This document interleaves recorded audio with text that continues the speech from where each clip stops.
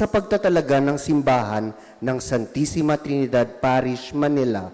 Ang mamumuno sa ating pagdiriwang ay ang lubhang kagalang-galang Socrates Villegas, Arsobispo ng Lingayen, Dagupan, Pangasinan, kasama mga katuwang na pari.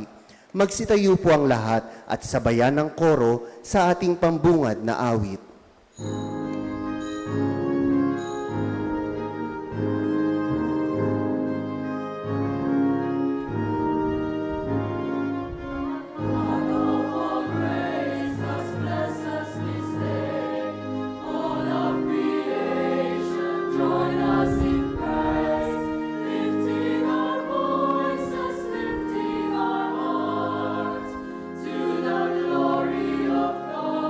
Forever.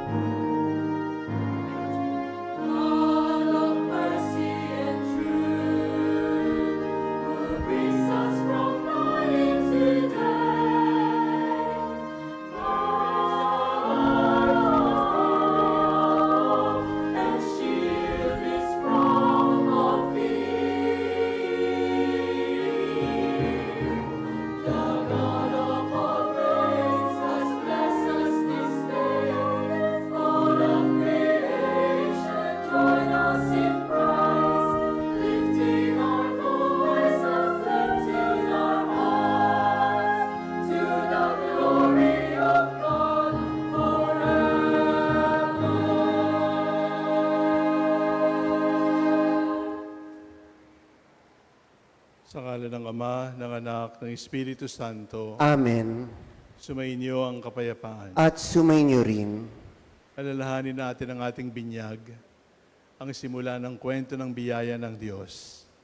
Sa pamamagitan ng tubig, tayo naging mga anak ng Diyos na hugasan sa kasalanan. Sa pamamagitan ng tubig, tayo naging magkakapatid. At sa pamamagitan din ng tubig, nilinis ang simbahang ito.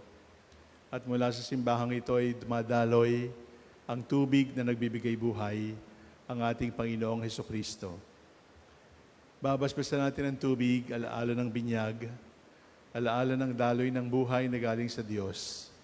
Humingi tayo ng awa upang tayong lahat ay maging daluyan ng pagmamahal ng Diyos. Amang maawain, tinatawag mo ang bawat nilikha sa buhay ng liwanag at pinapaligiran mo ng dakilang pag-ibig. Kaya nga kung kami naliligaw, walang sawa mo kami ibinabalik kay Kristong aming ulo. Itinatag mo ang isang bukal ng awa, kaya nga ang mga kasalanan na dumaan sa tubig na pinaging banal ay namatay kasama ni Kristo at nabuhay na muli bilang kasapi ng kanyang katawan at tagapagmana ng kanyang walang hanggang tipan. Basbasan mo ang tubig na ito at pakabanalin habang iwiniwisik ito sa amin at sa buong simbahan. Gawin mo itong tanda ng aming pagtanggap sa tubig ng binyag at na nagdudulot ng kaligtasan at pakikipagkaisa kay Kristo. At sa pamamagitan nito kami maging templo ng Espiritu Santo. Nawa ang lahat ng naririto ngayon at iyong mga magdiriwang ng iyong misteryo sa simbahang ito sa mga darating pang panahon ay mabuklod sa wakas sa pagkakaisa sa banal na lungsod na iyong kapayapaan. Hinihila namin ito sa ngalan ni Jesucristo na iyong anak na nabubuhay at naghaharing kasama mo at ng Espiritu Santo magpasawalang hanggan. Amen.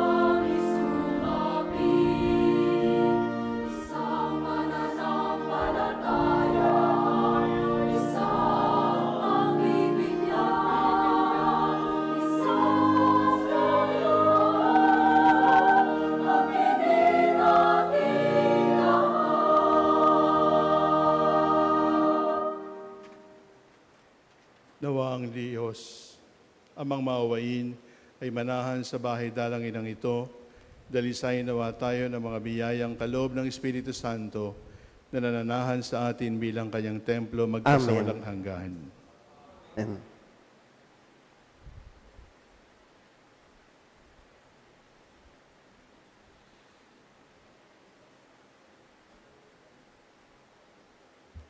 Liwanag ni Kristo, magnigning ka sa buong simbahan at ihatid mo ang mga bansa sa kaganapan ng katotohanan.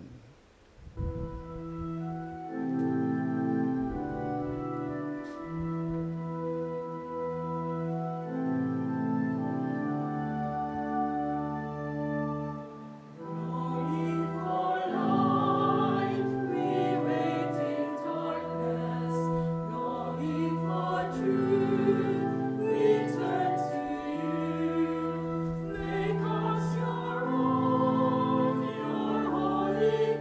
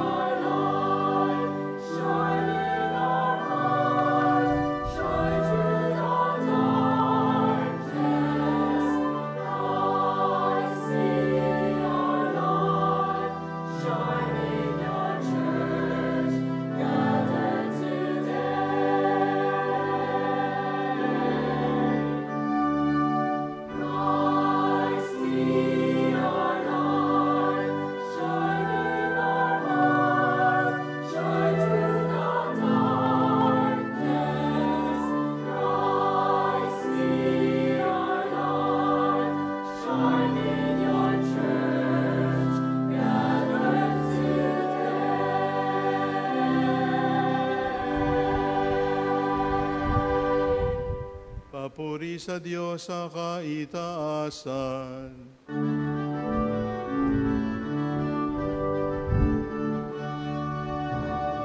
Gloria, Gloria, in excelsis Deo. Gloria, Gloria, in excelsis Deo. Gloria, Gloria, in excelsis Deo.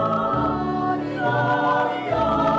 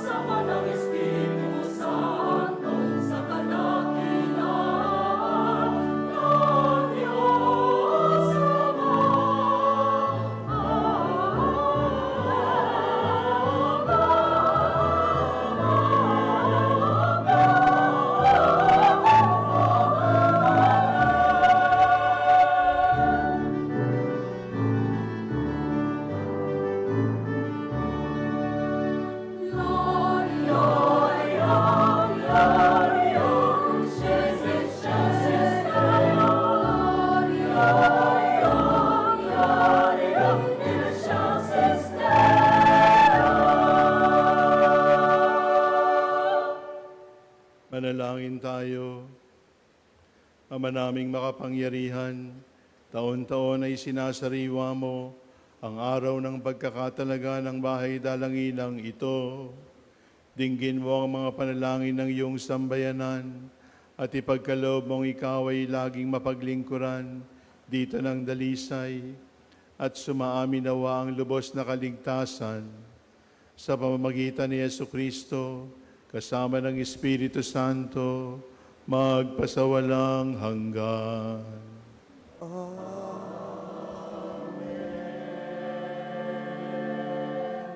Magsiupo ang lahat.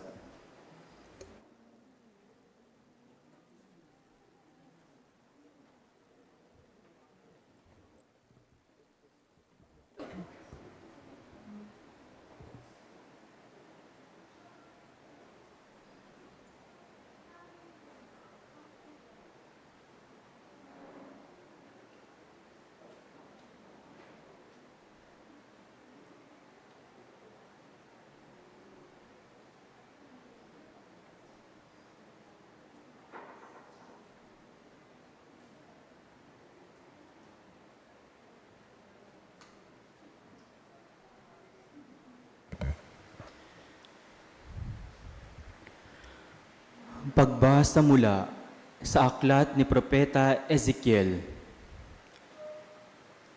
Dinala ako ng lalaki sa tarangkahan sa gawing silangan. Doon nakita kong dumarating mula sa silangan ang kaningningan ng Diyos ng Israel, parang ugong ng malaking baha. Nagliwanag ang lupa dahil sa kaningningang iyon.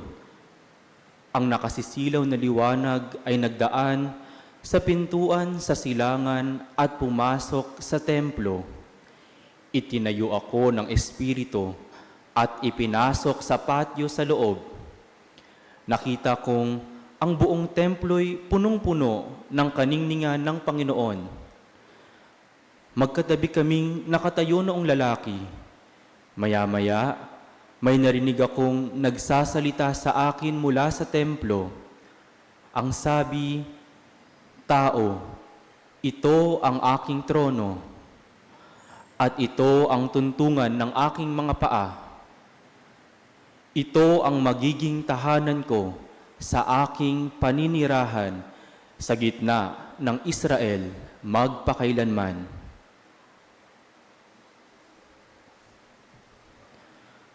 Ang salita ng Diyos. Salamat sa Diyos.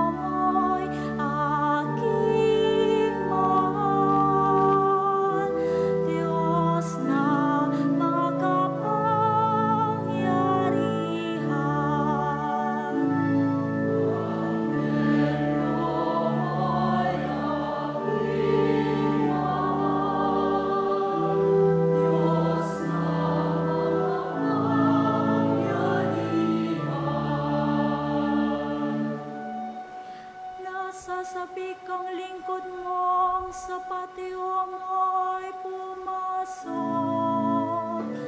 Ang bukong pagkatao'y umaawit na may lugod. Sa masayang pag-awit ko, pinupuri buhay ng Diyos.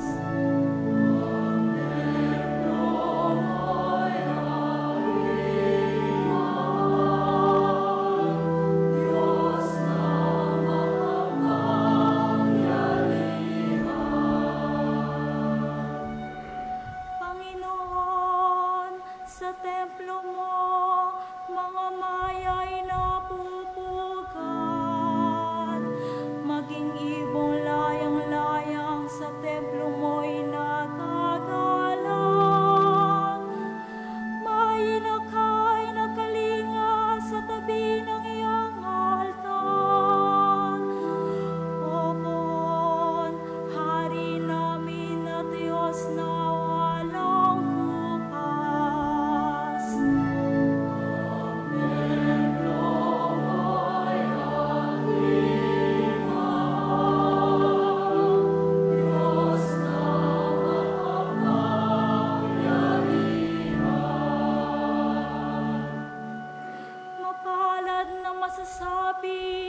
silang do'y tumatahan at palaging umawit, nagpupuring walang hanggan. Paspas mo, Panginoon, iyong hari naming mahal. Pagpalain po siya, yamang ikaw ang humirang.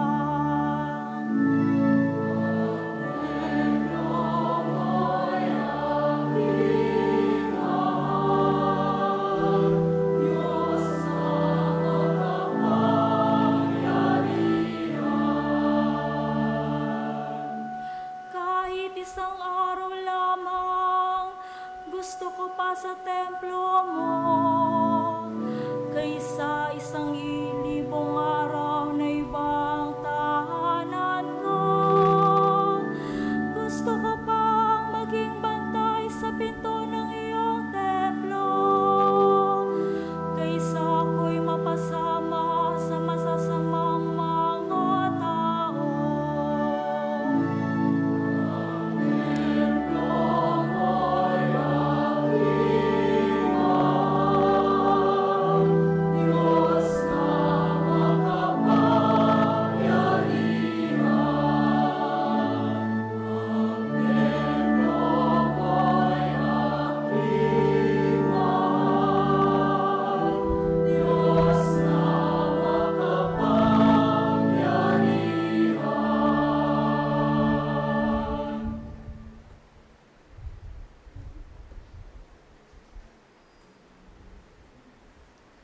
Pagbasa mula sa sulat ni Apostol San Pablo sa mga taga-Efeso. Mga kapatid, hindi na kayo dayuhan o taga-ibang bansa, kundi kababayan ng mga hinirang ng Diyos at kabilang sa kanyang sambahayan. Kayo'y itinayo rin sa saligan ng mga apostol at mga propeta na ang batong panulukan ay si Kristo Jesus. At sa pamamagitan niya, nagkakaugnay-ugnay ang bawat bahagi ng gusali at nagiging isang templong banal. Dahil din sa inyong pakikipag-isa sa Kanya, kayo may kasama nila naging bahagi sa tahanan ng Diyos sa pamamagitan ng Espiritu.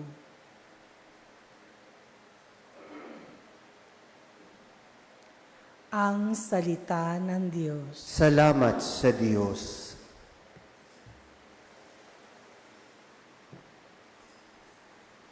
Magsitayo po ang lahat.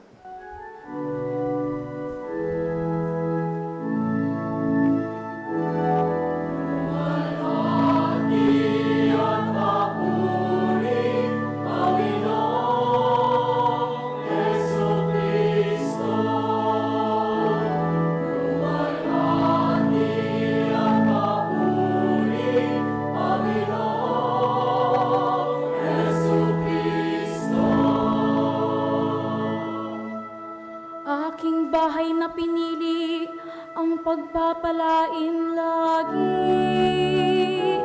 Nang ngalan ko'y manatili. Luwalhati at papuri, Panginoong Jesucristo. Luwalhati at papuri, Panginoong Jesucristo. Luwalhati at papuri, Panginoong Jesucristo.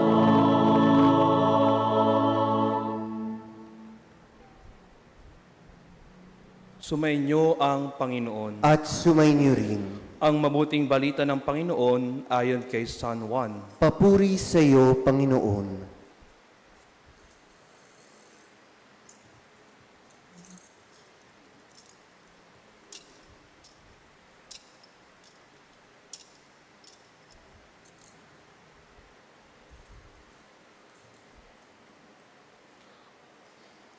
Malapit na ang Pasko ng mga Hudyo, kaya't pumunta si Jesus sa Jerusalem. Nakita niya sa templo ang mga nagbibili ng mga baka, mga tupa at mga kalapati at ang namamalit ng salapi. Gumawa siya ng isang panghagupit na lubid at ipinagtabuyang palabas ang mga mangangalakal, pati mga baka at tupa. Isinabong niya ang salapi ng mga namamalit at pinagtataob ang kanilang mga hapag. Sinabi niya sa mga nagbibili ng kalapati, "Alisin ninyo rito ang mga iyan. Huwag ninyong gawing palengke ang bahay ng aking ama." Naalala ng kanyang mga alagad ang sinasabi sa kasulatan, "Ang aking malasakit sa iyong bahay ay parang apoy na nag-aalab sa puso ko." Dahil dito'y tinanong siya ng mga Hudyo, "Anong tanda ang may bibigay mo upang patunayang may karapatan kang gawin ito?" Tumugon si Jesus, Gibain ninyo ang templong ito at muli kong itatayo sa loob ng 3 araw." Sinabi ng mga Hudyo, 46 na taon na ginawa ang templong ito at itatayo mo lamang sa loob ng 3 araw? Ngunit ang templong tinutukoy ni Jesus ay ang kanyang katawan. Kaya't nang siya'y muling mabuhay, naalala ng kanyang mga alagad ang sinabi niyang ito, at naniwala sila sa kasulatan at sa mga sinabi ni Jesus.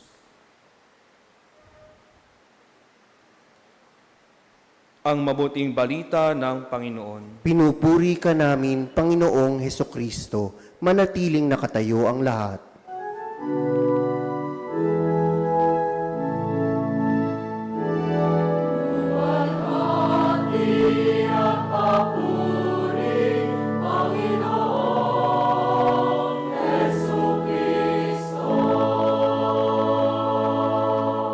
Magsiupo ang lahat.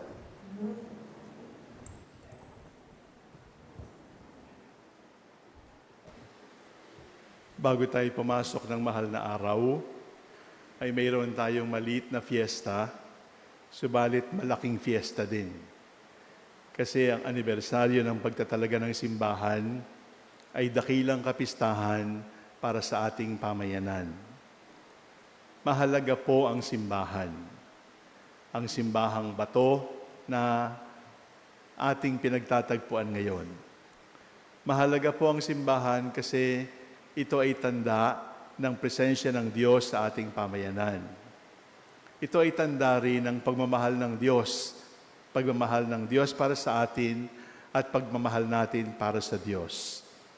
Itinayo natin ang simbahang ito simula sa pagiging pari ni Father Baybay dito at lumaki ng lumaki, pero isa lang ang dahilan. Inaalay natin ang simbahang ito sa Diyos. Kaya dapat malinis ang simbahan. Kaya dapat maganda ang simbahan. Sapagkat mahalaga ang simbahan ay tagpuan ng Diyos at ng tao.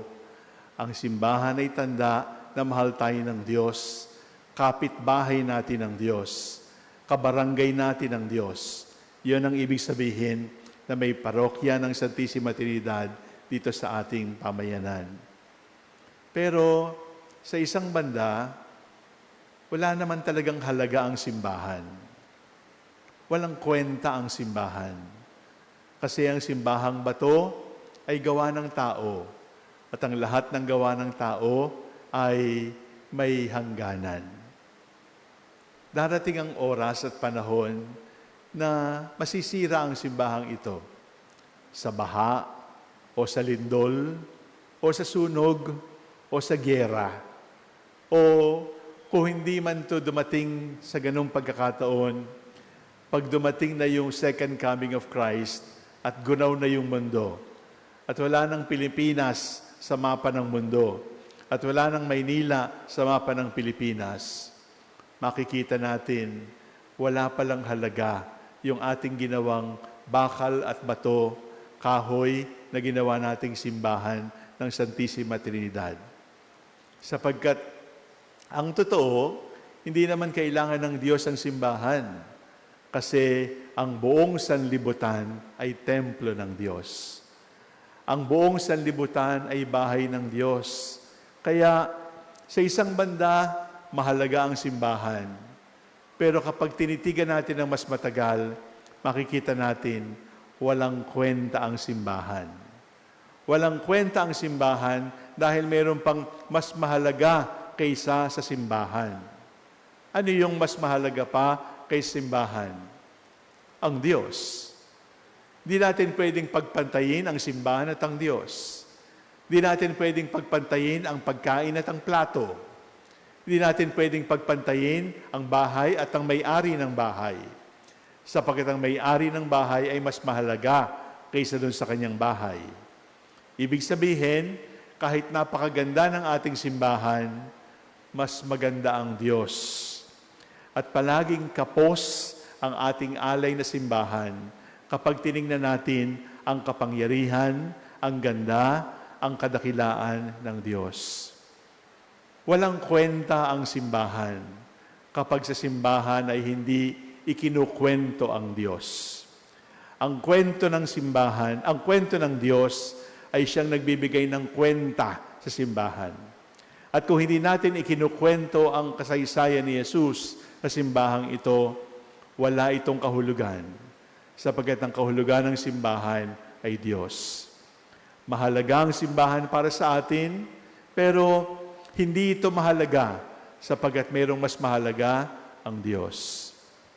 Maganda ang simbahan ng Santissima Trinidad, pero ito ba ang pinakamagandang simbahan? Alam niyo namang hindi. At hindi ko iniisip yung Manila Cathedral, at hindi ko iniisip yung St. Peter's Basilica. Mayroon pang mas maganda sa St. Peter's Basilica. Mayroon pang mas maganda sa Manila Cathedral. Ano ang mas maganda sa Manila Cathedral? Ano ang mas maganda sa Santissima Trinidad Parish? Tingnan niyo yung katabi niyo. Siya yun. Mas maganda yung katabi niyo kaysa sa simbahang ito. Kasi ang simbahang ito ay gawa ng karpintero, arkitekto, engineer. At maaaring magkamali. Maaaring magkamali ng sukat, maaaring magkamali ng paglalagay ng bakal o semento. Subalit ang Diyos, hindi nagkakamali. At ang bawat isa sa atin dito, ikaw at ang katabi mo, ay nilikha ng Diyos. Kaya ibig sabihin, mas mahalaga ka, mas maganda ka, kaysa sa pinakamahalaga at pinakamagandang simbahan. Huwag nating kakalimutan na kung ang kwento ng Diyos ang nagbibigay kwenta sa simbahan, ang kwenta ng bawat tao, dignidad ng bawat tao, ang nagbibigay ng dignidad at kwenta sa ating simbahan. Sapagkat kung hindi kayo pupunta dito, anong kwenta ng mosaic? Anong kwenta ng paintings? Kung hindi kayo pupunta rito at walang tao dito sa simbahan, anong kwenta ng linis? Anong kwenta ng electric fan at mga pintura at ilaw? Walang kwenta lahat yon. Sapagkat may simbahan para sa tao, upang ang tao makatagpo ang Diyos. Maganda ang simbahang ito, mahalaga ang simbahang ito, pero hindi masyadong mahalaga. Mas mahalaga ang Diyos, mas mahalaga kayo, at higit sa lahat, mas mahalaga ang buhay na walang hanggan. Ang buhay na walang hanggan ang dahilan kung bakit tayo naririto. Naniniwala tayo na may buhay na walang hanggan, at ang sino mang nakikibahagi sa tinapay ng buhay ay may buhay na walang hanggan. Ibig sabihin, darating ang oras, mauubusan na tayo ng birthday. Darating ang oras, titigil na tayo sa pagbibilang sa kalendaryo. Dati, ang age mo nasa thermometer, pero ngayon, wala na sa kalendaryo. Pero kahit maubos na ang kalendaryo at maubos na ang thermometer, hindi tayo natatakot sapagkat ang kamatayan ay hindi sumpa. Ang kamatayan ay pagbabagong anyo lamang. At mas mahalaga, mas maganda ang buhay na walang hanggan kaysa dun sa oras at minuto na inuubos natin sa simbahang ito. Sapagkat pagkatapos ng misang ito, umuwi na kayo. Huwag kayong magbababad simbahan. At kanumang tinanggap simbahan, ibahagi natin sa labas ng simbahan. Pero hindi lamang kayo uuwi. Tandaan ninyo, ang simbahang ito may taning ang buhay. Ang bawat tao may taning ang buhay dito sa mundo. Subalit ang bawat tao may pangako ng buhay na walang hanggan. Maganda ang simbahan ng Santissima Trinidad? Maganda. Mahalaga ba ito? Mahalaga. Pero hindi rin ito mahalaga. Wala itong kwenta kapag hiwalay sa Diyos, kapag walang tao, kapag nakalimutan natin ng ilang sandali sa simbahang ito ay patikim, preview, patikim ng buhay na walang hanggan. Kaya kapag tayo pumapasok simbahan, magandang awit, maayos ang liturhiya, maayos ang panalangin, sapagkat ito ay pangako patikim ng naghihintay sa atin sa walang hanggang buhay sa kabila. Salamat sa mahalagang simbahan, subalit walang halaga ang simbahan kung wala ang Diyos, wala ang tao, at makalimutan natin ang buhay na walang hanggan. At kapag tayo napapagod at gusto na nating mamatay, o kaya ay tayo napapagod at pagod na rin tayong magmahal, ang simbahang ito ang magbibigay sa atin ng bagong sigla at pag-asa, sapagkat ang simbahang ito ay paalaala, kapitbahay natin ang Diyos. Ang Diyos ay nananahan sa atin at hanggang sa buhay na walang hanggan, siya ay kapiling natin.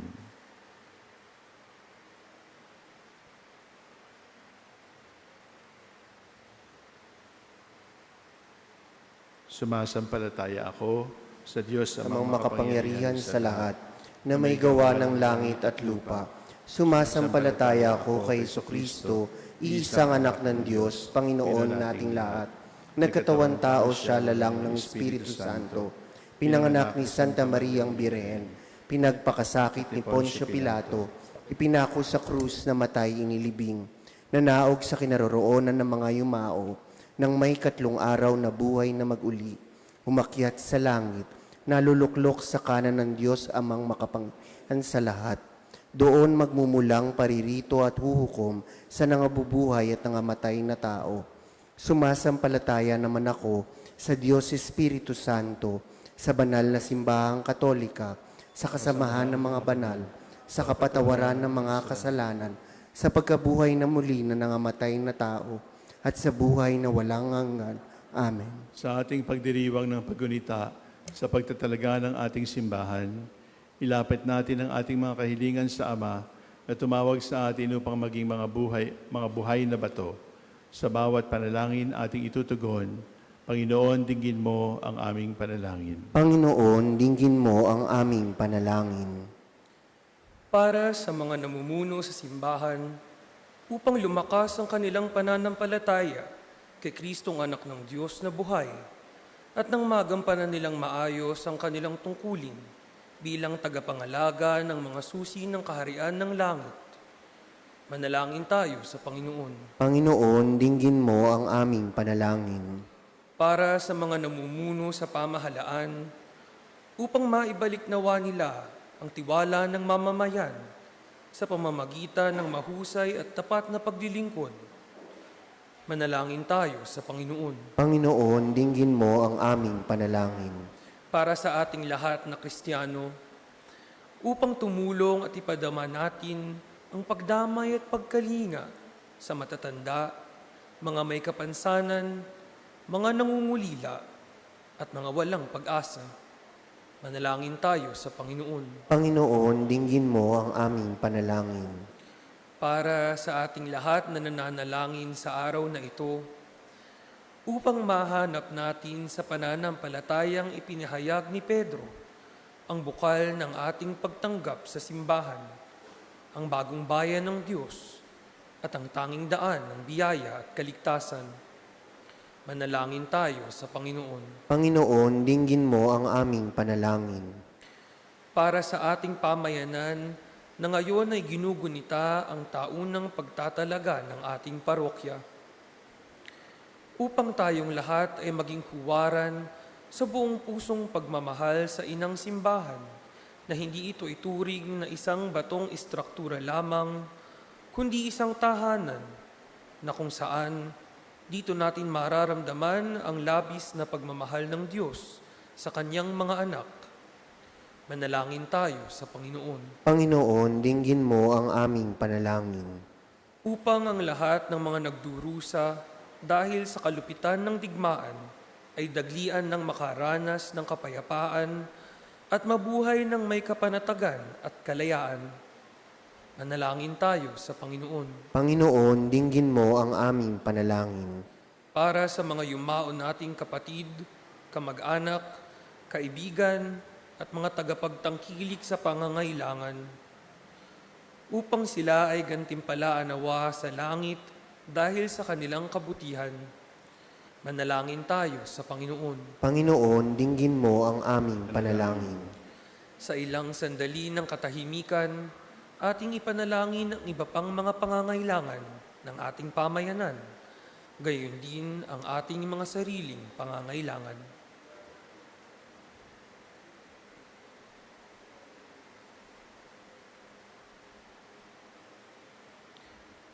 Manalangin tayo sa Panginoon. Panginoon, dinggin mo ang aming panalangin.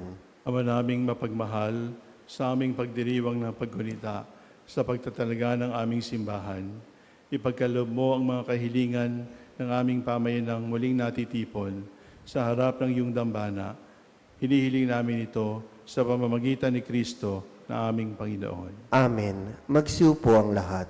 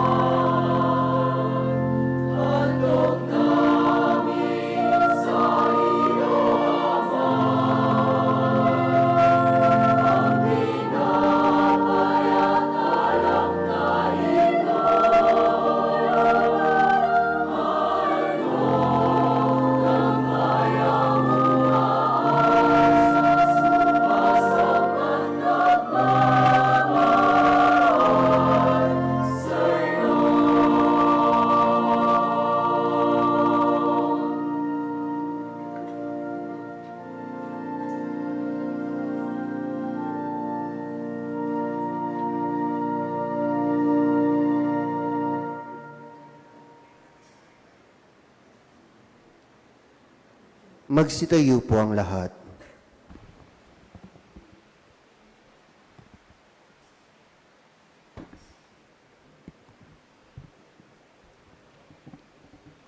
Manalangin kayo mga kapatid upang itong ating ginagawang paghahandog ay kalugdan ng Diyos namang makapangyarihan. Tanggapin nawa ng Panginoon itong paghahain sa iyong mga kamay sa kapurihan niya at karangalan sa ating kapakinabangan at sa buong sambayanan niyang banal. Ama naming lumikha, ngayong ginugunita namin ang araw, noong iyong marapating ang tahanang ito ay mapuspos ng kabanalan mong angkin.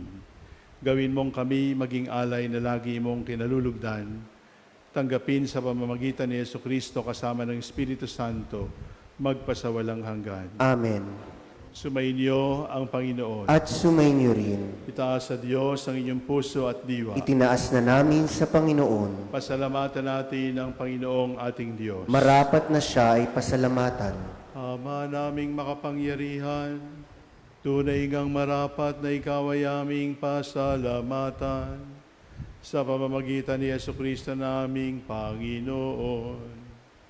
Niloob mong dito sa gusaling itinayo namin, ang iyong sambayan ay lagi mong makapiling.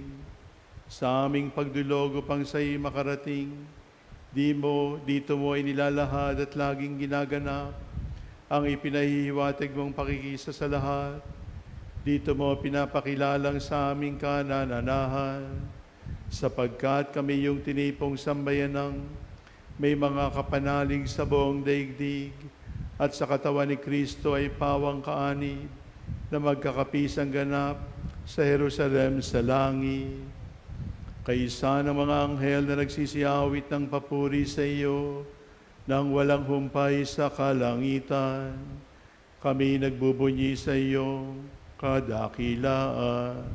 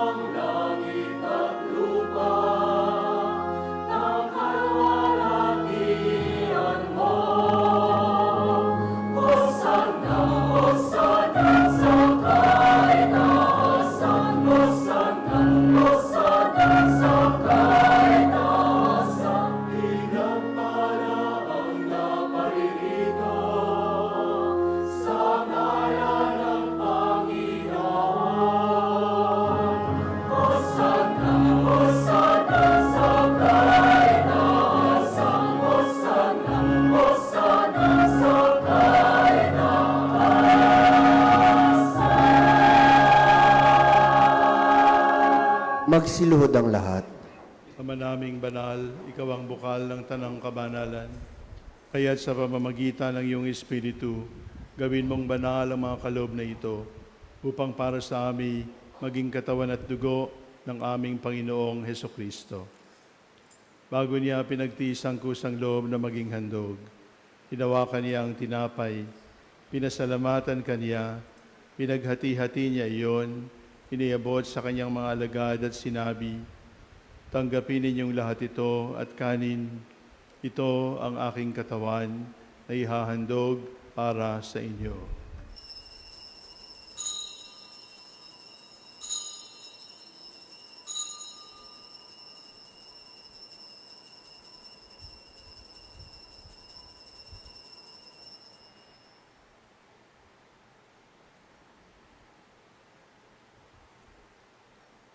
Gayun din naman, nung matapos ang hapunan, hinawakan niya ang kalis. Muli kanyang pinasalamatan. Iniabot niya ang kalis sa kanyang mga alagad at sinabi, tanggapin ninyong lahat ito at inumin. Ito ang kalis ng aking dugo, ng bago at walang hanggang tipan. Ang aking dugo na ibubuhos para sa inyo at para sa lahat, sa ikapagpapatawad ng mga kasalanan. Gawin ninyo ito sa pag-alala sa akin.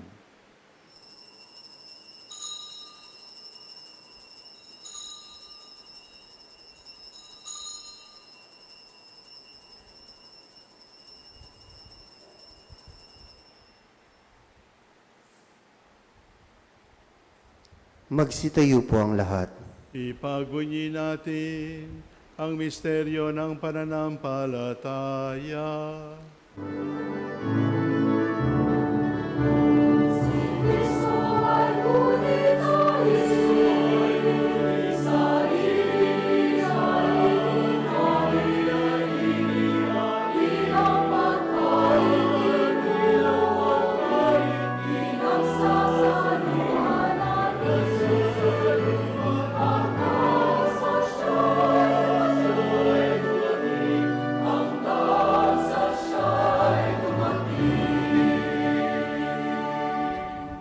Ama, ginagawa namin ngayon ang pag-alala sa pagkamatay at muling pagkabuhay ng iyong anak.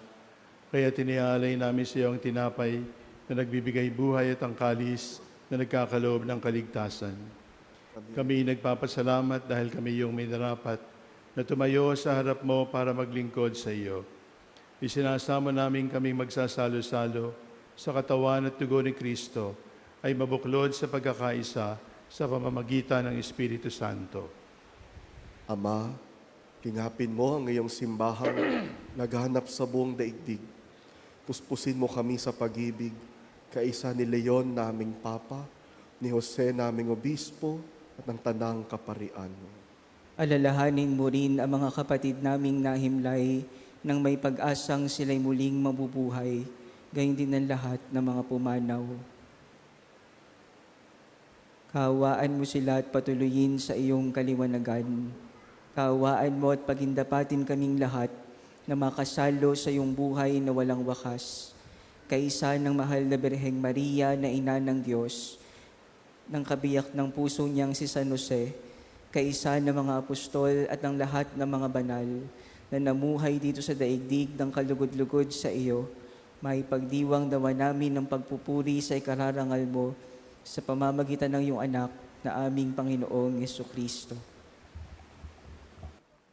Sa pamamagitan ni Kristo, kasama niya at sa Kanya, ang lahat ng parangal at papuri ay sa iyo, Diyos amang makapangyarihan, kasama ng Espiritu Santo, magpasa walang hanggan.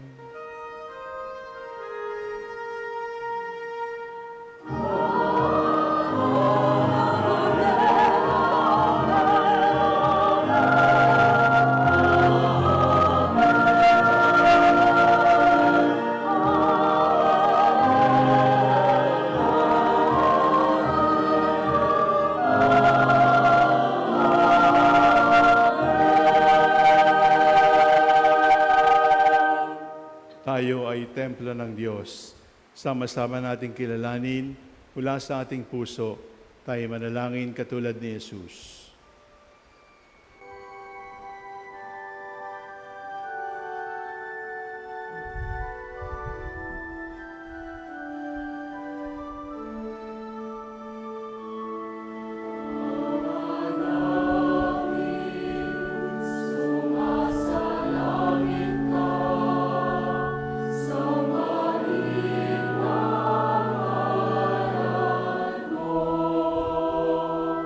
Papa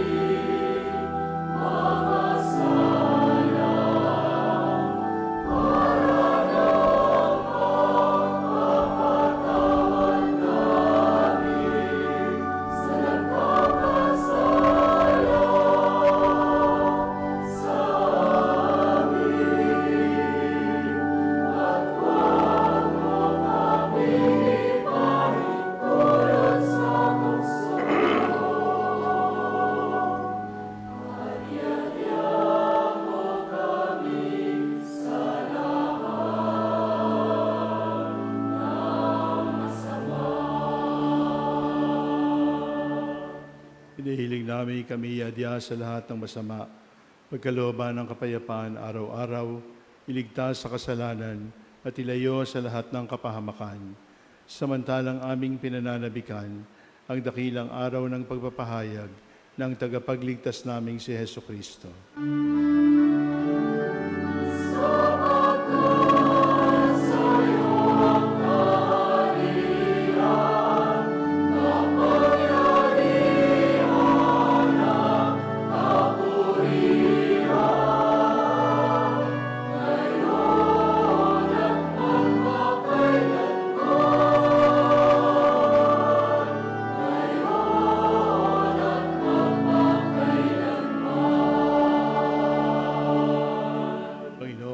Kristo, sinabi mo sa iyong mga apostol, kapayapaan ang iniiwan ko sa inyo, ang aking kapayapaan ang ibinibigay ko sa inyo.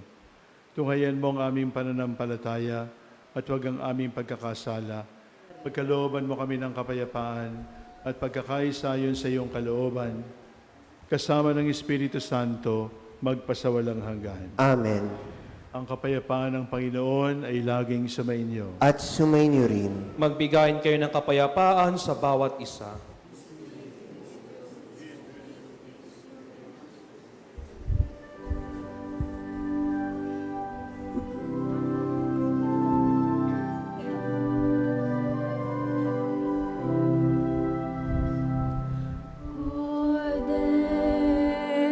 Cordero ng Diyos na nag-aalis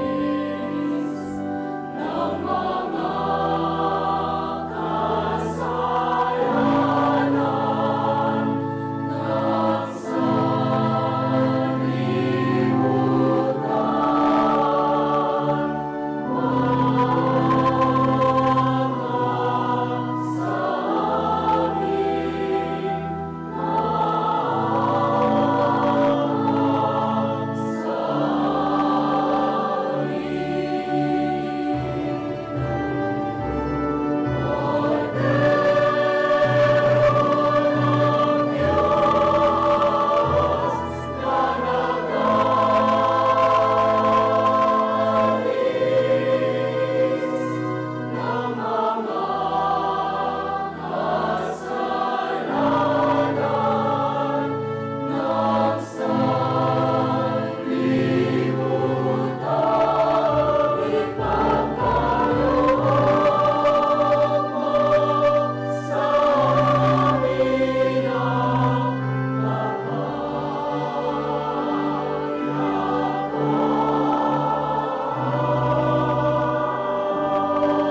Magsiluhod ang lahat. Narito ang kordero ng Diyos, nag-aalis ng kasalanan ng sanlibutan. Pinagpala tayong inanyaya makibahagi sa hapag ng kordero. Panginoon, hindi ako karapat-dapat na magpatuloy sa iyo, ngunit sa isang salita mo lamang ay gagaling na ako.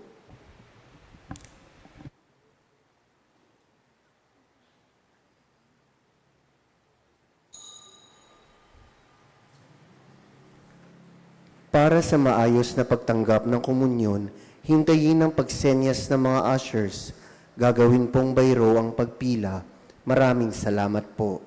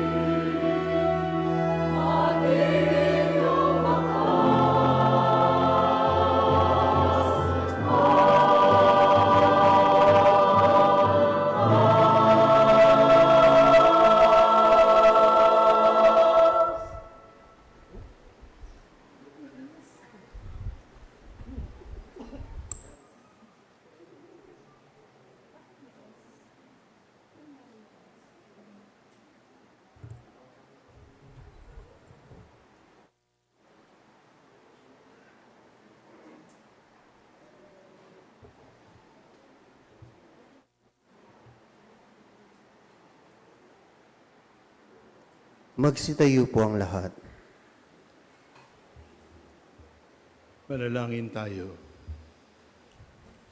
Ama naming mapagmahal, taglayin nawa ng iyong banal na sambayanan ang buong at kasiyahang dulot ng pagpapala mong bigay, upang ang paglilingkod na aming ginaganap sa pagdiriwang na ito ay matutuhan naming gampanin sa Espiritu at katotohanan sa pamamagitan ni Jesucristo kasama ng Espiritu Santo magpasawalang hanggan. Amen. Magsiupo ang lahat. Magandang gabi po sa inyong lahat. Palakpakan po natin ang Panginoon. Batiin po natin ang bawat isa. Happy Fiesta! 32 taon po ang nakakaraan ng itatag ang pamayanang ito upang maging parokya ng Santissima Trinidad ng kanyang kabunyian Jaime Cardinal Sin. 32 taon ang nakakaraan. At mapalad po tayo, naririto sa piling natin, salamat sa Diyos, si Father Domingo Baybay.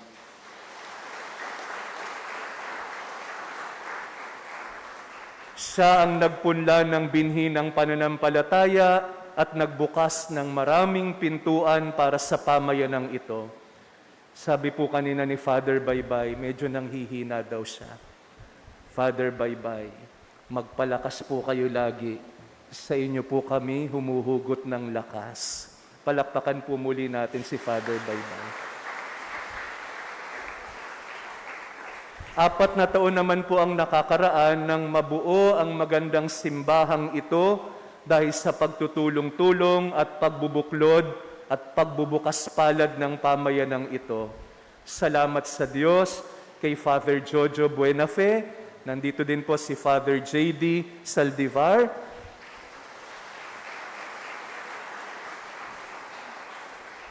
Sila po ang nagpastol at nagtimon upang ang magandang pamayanang ito ay matapatan ng magandang simbahang ito. Dahan-dahan po ang proseso ng paglago ng pamayanan ng pananampalataya. Nagsisimula daw po ang kwento ng isang parokya sa pagtatayo upang magsama-sama ang lahat, pagsamasamahin ang galing, ang husay ng bawat isa upang maitaguyod ang pamayanan. Pero dumadating daw po sa punto ng buhay ng isang pamayanan ang mga hamon. Minsan may sigalot, may alitan, niyayanig po nito ang pamayanan. Pero dito po natututo, sinusubok at pinatatatag ang isang pamayanan. May panahon din ng pagbangon at paghihilom.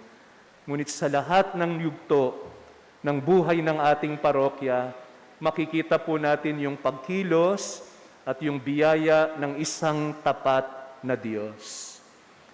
Kaya nga po, magpasalamat tayo sa Panginoon sa biyaya po, una ng mga naglingkod sa ating pagdiriwang, ang ating pong choir, communion ministers, lectors at commentators. Puro pag ganun po yung turo ko ngayon, ano? Choir, communion ministers, lectors at commentator, greeters and collectors, social communications ministry, ang atin pong pink ladies, at ang atin pong mga altar servers. Purihin po natin ang Panginoon.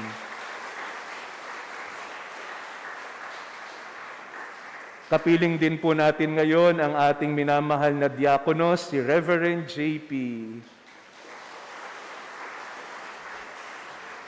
At maraming salamat din po, pang-4 na araw na ito, talaga pong nakikiisa at nakikilahok ang atin pong mga pinuno ng ating mga barangay. Maraming salamat po sa lagi nilang pagtuwang sa atin. Pasalamatan po natin ang Panginoon. Salamat sa Diyos sa biyaya ng ating Parish Pastoral Council, ng ating parish staff, na patuloy na nagtataguyod sa ating mga gawain, ating mga programa, at sa buhay ng ating parokya. Purihin po natin ang Panginoon. At salamat sa Diyos sa napakahalagang suporta at pagmamahal ng Benedictine Sisters ng St. Scholastica's College. Kasama po natin si Sister Agnela. Napakarami po nilang itinutulong sa atin, nag-train ng ating choir, bahagi ng rondalya, bahagi ng kanilang mga concert, at marami pa po silang inaalay na scholarship sa nursing. Yung pong gustong magmadre, pwede din po lumapit kay Sister Agnela. Maraming salamat po mga sisters. At salamat sa Diyos sa mga paring kapiling natin ngayon. Kasama po natin si Father J. Kitcho.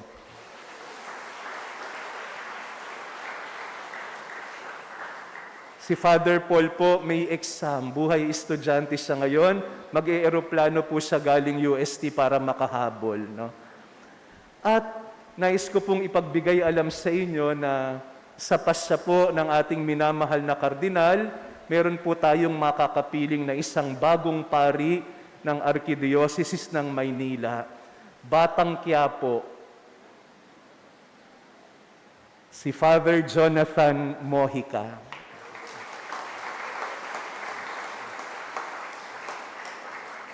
Ayan. Si Father Jonathan po, sakristan pa ni Bishop Sok sa EDSA Shrine.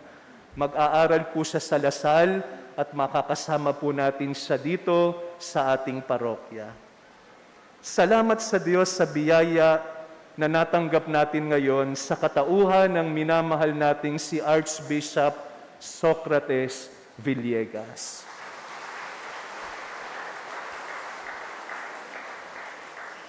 Nung tinanong ko po siya, pwede po ba kayo sa March 26?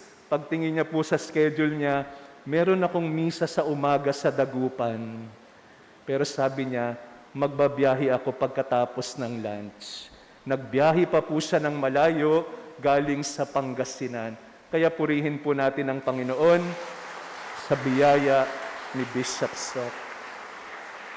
Naalala ko po tuloy yung mga nakakita kay Jesus na lumuluha dahil kay Lazaro, sabi nila, talagang mahal na mahal niya siya. Mukhang yun din po ang dahilan kung bakit naririto si Bishop Sok. Talagang mahal na mahal niya tayong lahat. Kaya purihin po natin ang Panginoon. Sabi po ni San Pablo sa ikalawang pagbasa, we are strangers no more. Because as a church, as a parish, we are members of one body of Christ.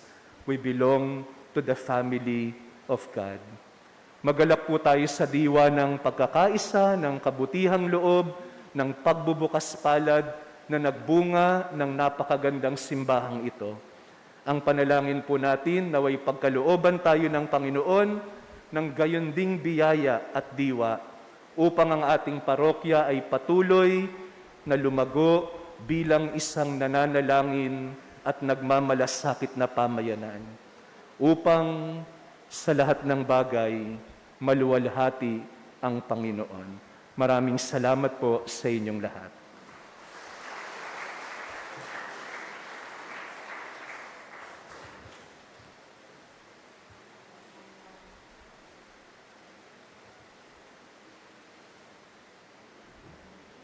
Meron po kaming token sa inyo, Bishop.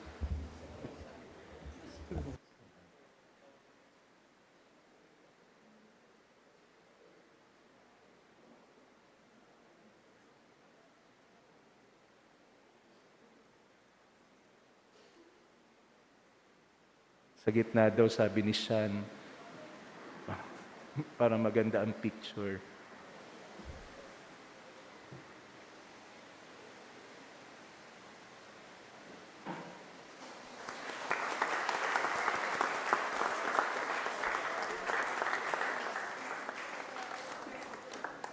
Magsitayo po ang lahat.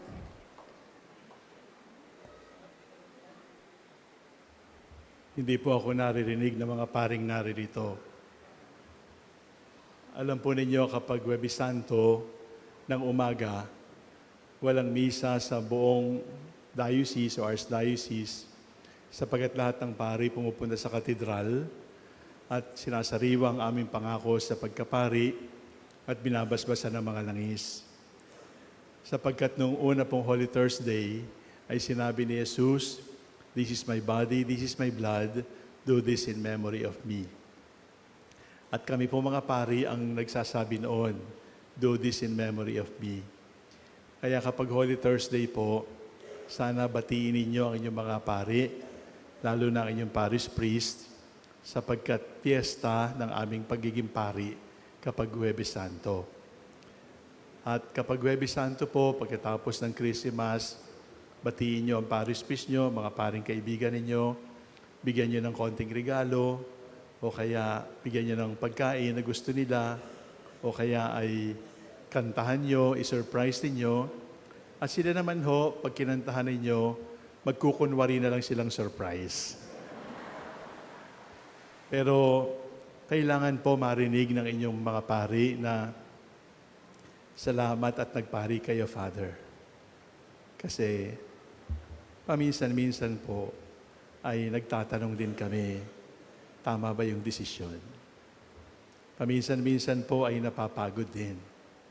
Kaya kapag mahal na araw, Holy Thursday, iparamdam nyo sa paring mga kakilala ninyo, pati na yung mga paring masungit sa inyo, na salamat po, Father, nagpari kayo, kasi sa pamamagitan nyo ay nabe-bless kami ng Diyos.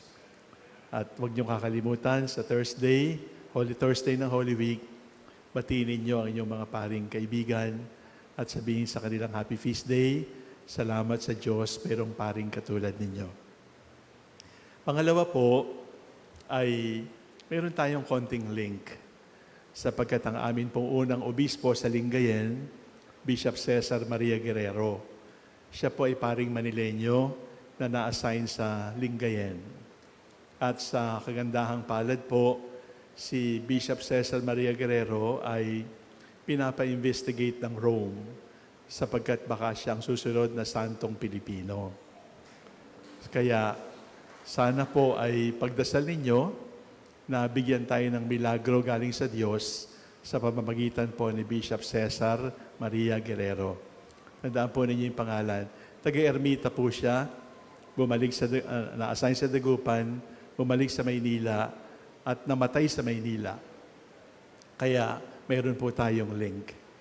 Ano po inyong pwedeng pagdasal? Siya po ay namatay ng heart attack.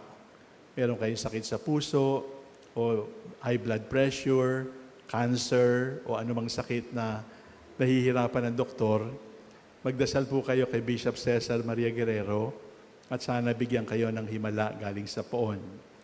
Sa mga bata na nag-aaral, kung gusto nyo makapasa sa board exam o kaya makapasa sa mga test na nahihirapan kayo, magdasal kayo kay Bishop Guerrero kasi si Bishop Guerrero, 2 doctorate degree.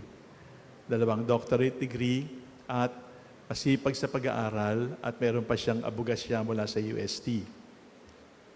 Kung meron naman kayong mga away sa pamilya, hindi kayo magkasundo ng boyfriend nyo o girlfriend nyo, magdasal kayo kay Bishop Guerrero sapagkat si Bishop Guerrero po ang nagdala ng kapayapaan sa Pampanga noong panahon after the Second World War, panahon ng Hukbalahap sa pamamagitan ng Rosario.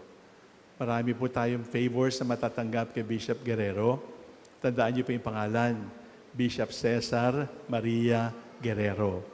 Kung narinig ninyo, yung mga Guerrero Nakpil, yan po ay mga pamangkin ni Bishop Guerrero. Kung yung mga matatanda dito, tatandaan nyo yung first Miss International, sino yon? Gemma Cruz. Tatandaan nyo yon? Si Gemma ay Gemma Guerrero Cruz. Ibig sabihin, pamangkin din po siya ni Bishop Guerrero. So, Manilang Manila, Pangasinang Pangasinan, Pilipinong Pilipino, sana magdasal tayo na siya ang sumunod na santong Pilipino. Sumainyo ang Panginoon. At sumainyo rin. Pagpalain kayo ng makapangyarihang Diyos, Ama, Anak, at Espiritu Santo. Amen. Tapos na ang misa, humayo kayong dala ang kapayapaan ni Kristo. Salamat sa Diyos. Tayo manalangin. kay San Miguel Arcangel. San Miguel Arcangel, ampunin mo kami sa labanan at maging bantay kanawa namin sa kalupitan at sa mga silo ng demonyo. Sugpuin nawa ng tiyan ng Diyos na pinagmamakaawa namin sa iyo at ikaw, o prinsipe ng makalangit na hukbo, sa kapangyarihan ng Diyos, ay ibulid mo sa kailaliman ng impyerno si Satanas at ng lahat ng malulupit na espiritu na gumagala sa sanlibutan at nagpapahamak sa mga kaluluwa. Amen.